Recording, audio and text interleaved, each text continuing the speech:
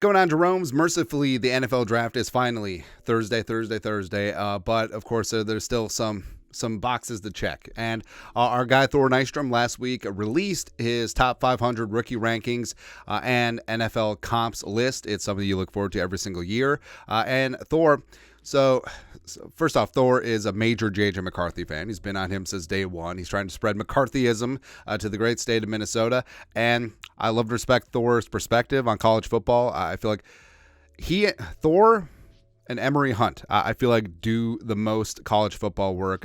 They grind with a passion. I love and respect their takes. And so definitely get Emory's draft guide, subscribe to Thor on Fantasy Pros, do all that stuff up, and he releases top 500. We got some thoughts on some of these comps. So this is not behind the paywall, but we're going to go buzz the tower a little bit and go through a couple of these because, they're really good. So I feel like NFL comps are really good for me, the average fan, below average fan, because in your mind's eye, you can picture, okay, so Caleb Williams has shades of Aaron Rodgers, so I already hate his guts. That's all. Or Jaden Daniels, Randall Cunningham, because he's got the movement skills, but, people forget, Randall Cunningham had a gun, and he had a little bit of accuracy to him. Remember 98, sure, but Randall Cunningham, Eagles, was a bad dude. It was a bad dude. Imagine if you would have paired Randall Cunningham with an offensive-minded head coach, though, because Buddy Ryan, okay.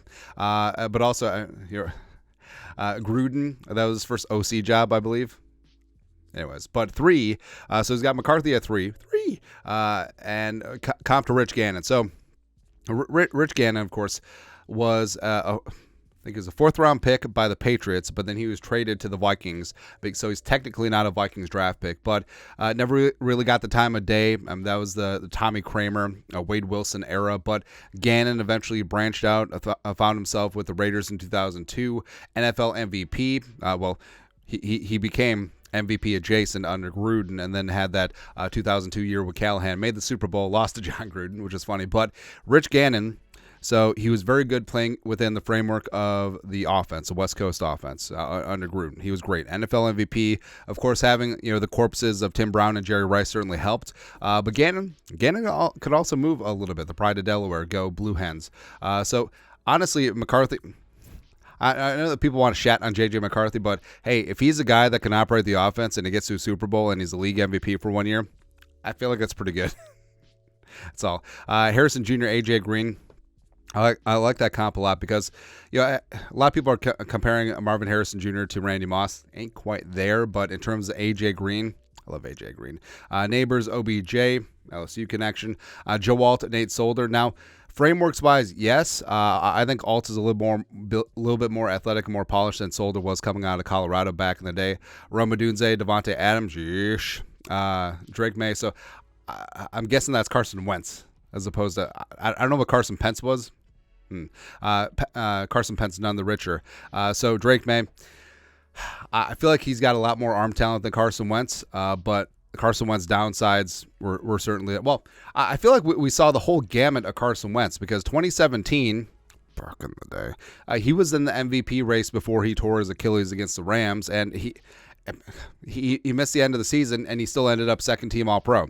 So you saw the highs of Carson Wentz. You've definitely seen the lows of Carson Wentz. And I think that, frankly, like Drake May could be high variance like that too, but you're hoping that you can get the best of them.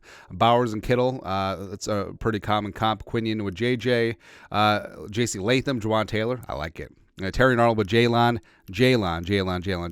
So I like that one a lot. Now, Arnold is a bit of a, it's weird to call a redshirt sophomore or a late bloomer, but he kind of is because, before the season, a lot of people thought Kool-Aid was going to be the higher drafted cornerback. Now, I think that people are on board with Terrion being cornerback 1 from Bama. And Jalen Johnson, so Jalen has turned himself into one of the best cover corners in the league. Respect, kind of annoying that he sticked and picked with Chicago. It is what it is. But so Jalen fell to the second round because of shoulder issues coming out of Utah.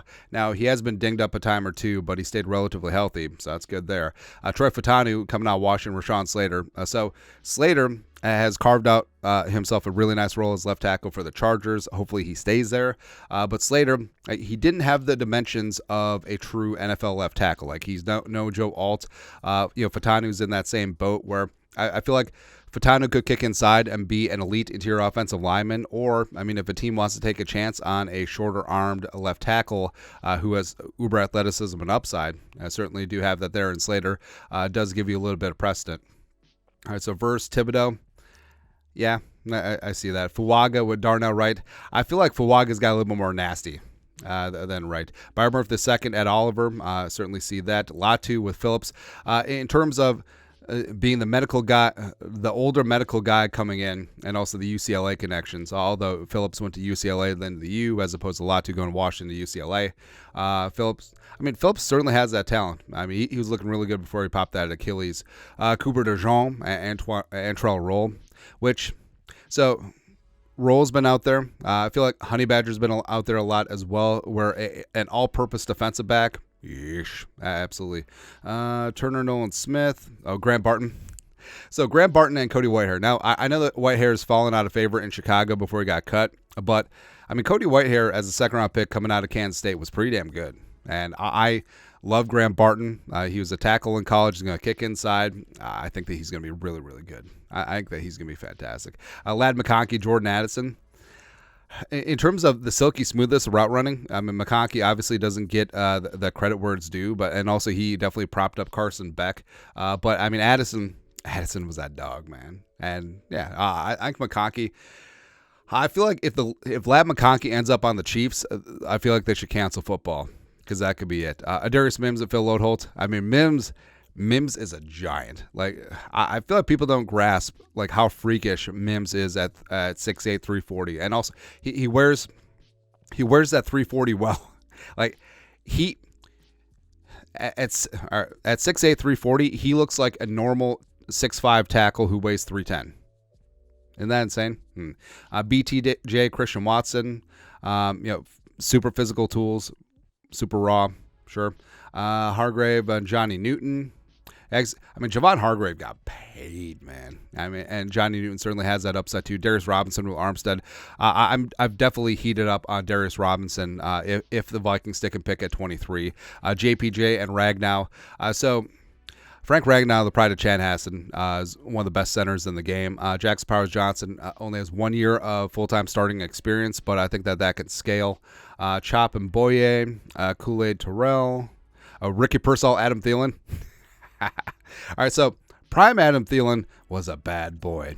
Prime Adam Thielen was one of the smoothest route runners in the game. And Pearsall, all right, so Pearsall, like I feel like there's hype there, but he's not as hyped as McConkey. He's not as hyped as Xavier Leggett. But, I mean, Ricky Pearsall is silky smooth. Now, the question is, he has all these tools, but where's the production? Right, but I feel like if he falls into the right situation, he should be good to go. A couple more of these. Penix Jr., Lefty Gino. I love it, man. I love it. People forget, like, Gino could have been a first-round pick in 2013. Ooh. So Gino, coming out of West Virginia, back in the day, was fantastic. Him and Steve Slayton, the Mountaineer offense, let's go. But Gino wore a red tie to the 2013 draft at Radio City Music Hall, and the Chiefs, remember, had the number 1 overall pick that year. They ended up with Eric Fisher. It was not a good quarterback draft. But Gino thought that he was going to be number 1. He fell to round 2 to the Jets.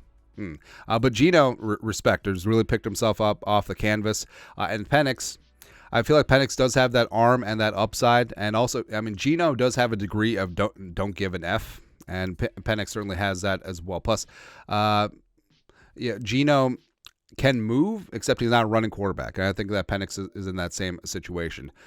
Jenkins, Larry Ogunjobi, like that. I know that. I know that Thor is very, very much down. Ooh, Cooper Beebe, Kevin Zeitler. I like it. I know that Xavier Leggett, David Boston. That's a throwback. David Boston didn't do steroids. He was steroids. Like, how do you have a 300-pound wide receiver coming out of the Ohio State University? I know that Thor is very much down on Bo Nix, and I haven't seen where he put him. So I just want to go all the way down. Ooh, Javon Baker, Rashee Rice. I would take that. Let's see here. Actually, no, let's just search it because this might take forever. Ooh, Spencer Rattler, Jeff Blake. That's a throwback. East Carolina, get down. Bo Nix. Bo Nix 94. There we go. So Matt Corral. All right, so Matt Corral coming out Ole Miss. Athleticism, sure. I mean, Matt Corral, I feel like was a little bit underrated. But Bo Nix at Oregon, maybe a little bit overrated. I don't know. Let's just look at the quarterbacks. QB. Nope, that's QB. I'm very smart. All right, so Drake May, Carson Wentz, Carson Pence. Penix QB 5, and then all the way down, Rattler 6, Nix is 7. Actually, I think that's the order that I have him into. QB 8, Michael Pratt, Will Grier. See, like Will Grier with wheels. Will Grier with a little bit better mobility. I mean, Will Grier was seen as eyed coming out of West Virginia back in the day. Joe Milton, Cardale Jones. Hey, so I feel like if Cardale Jones was able to, well, he was able to declare, wasn't he? Yeah. Anyways, but I mean, Cardale Jones, the playoff magician, where he just came in during the first year of the playoffs and led Ohio State to the promised land. Zeke Elliott had something to do with that too. But I mean, Cardale had a rocket, and it just never worked out. And also didn't work out. I don't remember if Cardale went to the UFL or the early editions of like the XFL. I don't know, man. But I mean, Milton, I think that Milton does need to move to tight end, but he could be Taysom Hill plus. I mean, Taysom Hill with a freaking rocket on his shoulder, man. Jordan Travis, Tyler Huntley. Yeah, like I feel like Travis doesn't quite have the arm, doesn't quite have the mobility either, which kind of sucks because he does have the intangibles that you want as a quarterback. Devin Leary, CJ Beathard. Fine, CJ Beathard. Stupid Hawkeye. Austin Reed, Kurt Benkert. Oh, so he's going to have a very successful YouTube channel in a hot second. Austin Reed, get down, man. Sam Hartman, Brady White. Yeah. Let's see here. John Reese Plumlee. Trevor Knight. JRP was going to be something, man. I saw it. Also, wasn't Trevor Knight the one that shot his shot with Katy Perry? Did that ever work out? Don't know. Okay, there's Tommy DeVito. Oh, there you go. Kenan Slovis, Max Dugan.